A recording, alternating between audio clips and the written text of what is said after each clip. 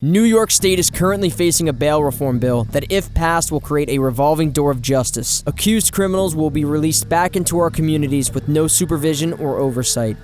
We had no idea what bail reform was until April of 2017. The jail door swings wide open, this guy walks out, and 3 days later he sees my son walking down a busy street and guns him down in broad daylight. It's something that can jeopardize the public safety.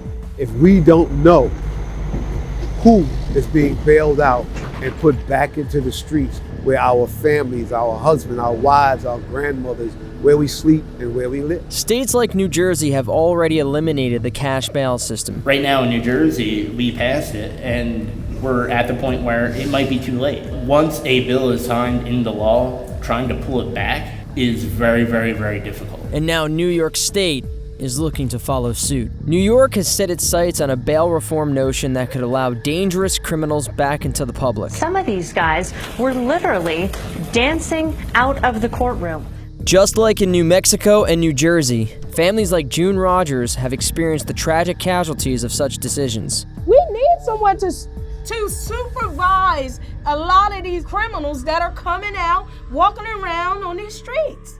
Even senators like Shelley Hughes, who had initially supported this bill in Alaska, are now speaking out against it. This bill is not working. When I see the headlines, when I look at the stats, when I learned that I was given bad information, I had to come out and I had to be a regular Jane and say, I made a mistake. Cases such as N.J. Weedman's, where he was falsely accused of witness tampering, are prime examples of this flawed system. I'm the victim of a malicious political prosecution. Ed was ultimately found innocent, and his 447-day incarceration was a violation of his Eighth Amendment right to bail. Crime comes in all colors, and black and brown people are not the only criminals.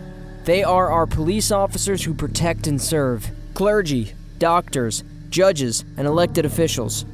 Crime is still rampant in New York State, and like the bail reform has failed New Jersey, without our bail system in place, these travesties from dangerous individuals who should be in jails will only continue. You can't just say we're going to get rid of bail for everybody, because then what happens? They talked about it in New York State. We're going to get rid of bail for all misdemeanors. What happens? You're going to have people with A misdemeanors with drugs and gun charges walking out the door. What does that do to the general population? There has to be some sort of a public safety aspect included with this. They can't just run that through and think that there isn't going to be anarchy. New York, stop bail reform right now. If you pass this bill, the blood will be on your hands. Just like I said earlier, today is me, tomorrow it will be you.